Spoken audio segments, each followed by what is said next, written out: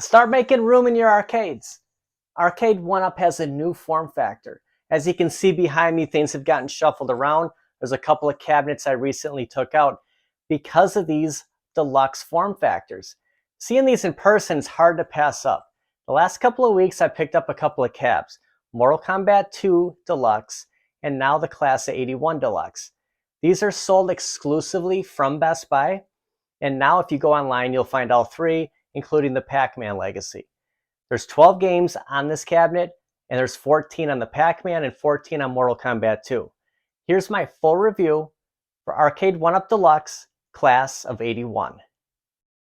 The new Deluxe boxes are actually shorter in length than what we're accustomed to in any of the Arcade1ups that we've purchased. And I guess it's probably because there's no riser, so it's just one less box they need to pack in here. So this is about 40 inches long. Inside the box, it's just, again, your standard Arcade1up boxes in here, just like what we saw with Mortal Kombat 2. We have our hardware here. You can see the screw caps here are different colors here to go on either the Galaga side or the Ms. Pac-Man, and our instructions. And of course, the Class of 81 does have that BOE, so we're good to go. The Deluxe, I mean, that's what we were told. We'll all have the BOE monitors. Now, the interesting thing about this is the control panel is hooked up to the same piece as the monitor. And here's just the back side. We see the Arcade1up logo going into the PCB here, our antenna for online leaderboards. Very cool seeing the vertical monitor. I've never assembled one of these before. It's just one piece, and remember, this is going to be that recessed monitor. So we'll see how this looks once we start installing it.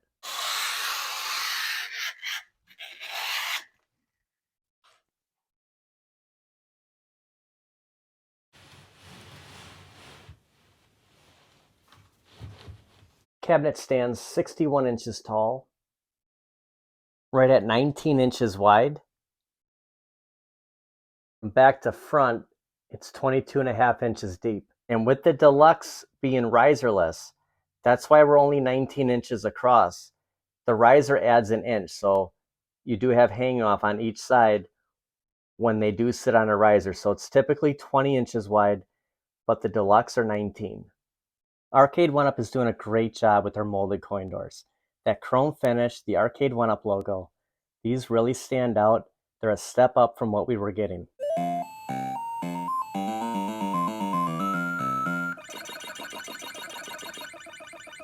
We're getting grill covers for the speakers on all Deluxe cabinets, and they pump out a lot of noise. This powered on at volume 6, and it was very loud. Now, it might have something to do with how everything sits back in here. The noise might just echo inside of here, but these speakers really sound like a step up from what we've got in the past. Moving down to where that monitor is, you can just see how it's so recessed back. Just reminds you of how this cabinet would have looked in the early 80s. This is the closest rendition of a real arcade Arcade1up has made yet. Looks very good, and I think the way that this is designed, it's actually keeping that sound inside of the cab and probably making it louder than it really would be, but it just gives you that true arcade experience. The bezel looks great. We got the Ms. Pac-Man side here, the instructions, the points, going down to the control panel. And then on the Galaga. The look of this cabinet sold it for me. When this was announced at CES, Class 81 really stood out. And, you know, I missed out on the OG Class 81. And just looking at this now, I mean, the game lineup is exactly the same, but it's just it's so true to like a real arcade machine. With that waterfall effect here, this cabinet's really going to be a staple in your arcade. There's just something about that blue on the Ms. Pac-Man. The last cabinet, Ms. Pac-Man with the black, I mean, it looked cool and everything. But this blue, I mean, this is what everyone wanted. It just blends with that yellow and pink. And you can see the screw cap covers. It's a really nice cabinet. This right here was a huge selling point for me, wanting to get Class 81. And on the Galaga side, we do have the black screw cap covers. You see the Galaga logo. And it does take up most of the side. The artwork is just great on here. It's not too small. And it almost fills up that whole top. With the lights off, I want to just showcase this marquee. This is one of Arcade1up's better marquees. And the thing about this one is there's no light coming through on the black on here. So the reason there's no washout on the black, nothing's coming through. And maybe that's the way to do it. As far as the Ms. Pac-Man and the Galaga, the further you bring the camera back, it will kind of wash out in light on camera. But when you're standing in front of it, from where I'm standing right now,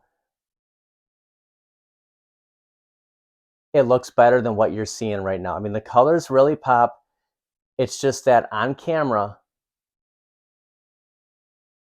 the further you get back, they do kind of wash out. It was like a light.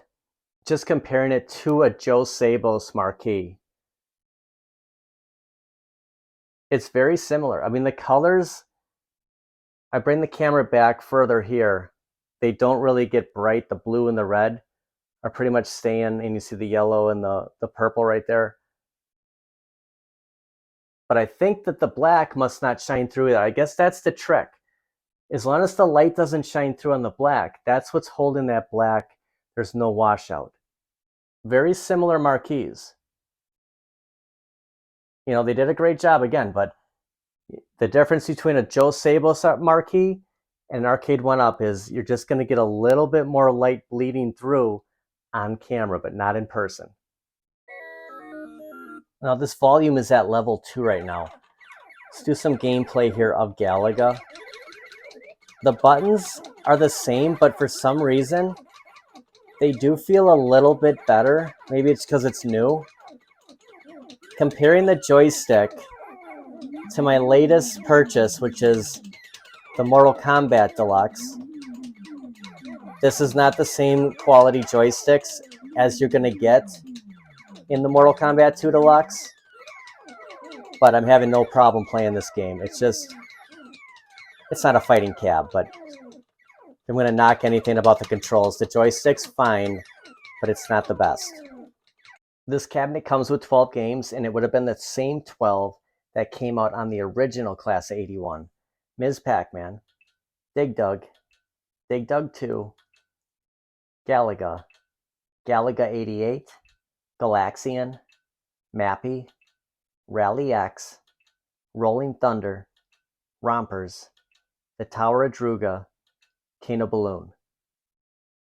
And we do have the online leaderboards, which you'll see on the right-hand side. Every game has it. You're not going to be able to play anybody, but you can chase scores.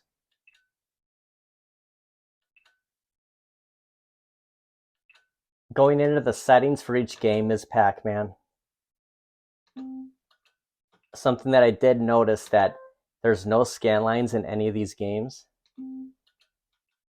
Now, I've never played a Ms. Pac-Man Legacy or a Pac-Man Legacy or the Class 81, other than that Pac-Mania, that store model at Best Buy, which I did say that if that did drop to like $199, I could totally see myself buying that Pac-Man. Until I saw the Class 81, and just standing there, looking at a box in a store, the new form factor, you know, the FOMO kicked in. This is an awesome looking cabinet. And, you know, to save money is great. And, you know, it's hard to pass up deals. But to spend a little bit more on something that looks almost like a real arcade machine. Do a quick gameplay here on Ms. Pac-Man.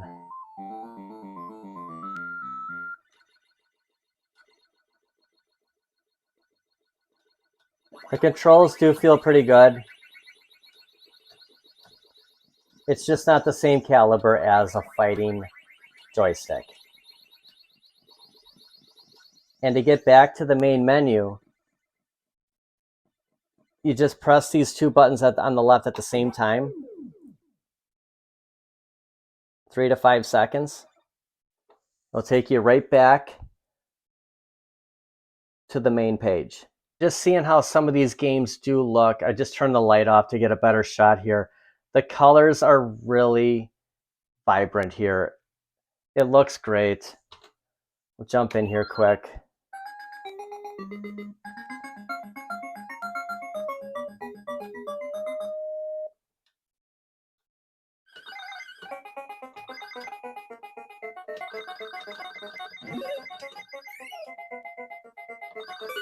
One of the big titles for this cabinet is Galaga 88. This is something that I've said I wanted to have for a while now, and I'm glad it's on here. I mean, I can see why Arcade1up pulled the actual Ms. Pac-Man Deluxe cab. It's not going to have the Galagas on there, and it's not going to have Rolling Thunder. These titles really sold this along with the look on this cabinet. And Rolling Thunder is another title on here that I really wanted to have. This is a classic game, and the fact that it's on this cabinet, it's cool. I mean, there's just so many different types of games on here that when you want to take a break from beat 'em ups or fighting games or shooters or racers, the replayability on a lot of these titles on this cabinet, I mean, it'll keep you busy. I mean, to have options, bringing that arcade to your home, this is what it's all about. Just having all these different types of titles to play. And who doesn't like the soundtrack to this? I mean, you can just hear this music playing all day when you're at work. It's a challenging game. It's not easy. But the more you play, the more you practice. This could be a real fun game to play.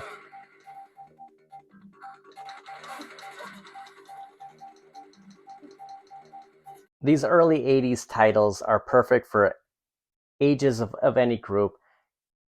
There's something to play here for everybody. And this is a cabinet that, you know, if you're on the fence about, I'm recommending you pick it up unless you're into the Pac-Man. I mean, the one downfall I'm going to say about this cabinet, I wish there was 14 games on here. I was under the assumption there was 14. It doesn't make it a buy or pass for me. But the Pac-Man Legacy has 14. Mortal Kombat 2 has 14. And Legacies prior, the Street Fighter 2s, 14 was kind of like the standard. They obviously used the same PCB as the OG Class 81. So that's why there's 12 on here. It would have been nice if there was another Ms. Pac-Man title and Rally X2. Just giving us 14 from the 12. But the fact that you have 3 of the Galaga series games on here, the Ms. Pac-Man, the Rolling Thunder, and games like this, Dig Dug 2, this cabinet's worth the money. The game lineup is great. It's just a shame that there wasn't 14. If I had to gripe about anything, I mean, I have to come up with something that's not all positive, you know, sunshine and rainbows from Arcade1up. I'm disappointed there's not 14 games.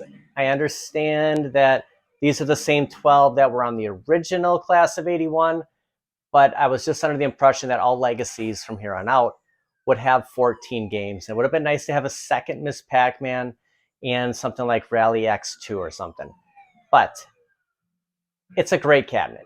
The joystick's not, you know, the best joystick I've ever used, but, you know, compared to the Mortal Kombat 2, this is a fighting joystick. I mean, you're not going to get that same, you know, clickiness, tightness from Class 81. I mean, you hear it, but it's not, it's a different type of joystick. The buttons seem fine. Again, it maybe because it's brand new, but it just feels like they're a little bit more quality, but, you know, they're the same buttons.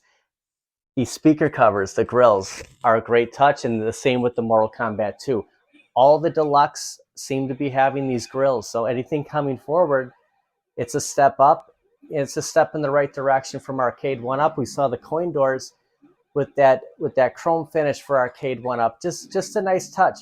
For $499, you're getting something that resembles the closest thing to an arcade we've seen, besides certain XL titles and that Killer Instinct Pro.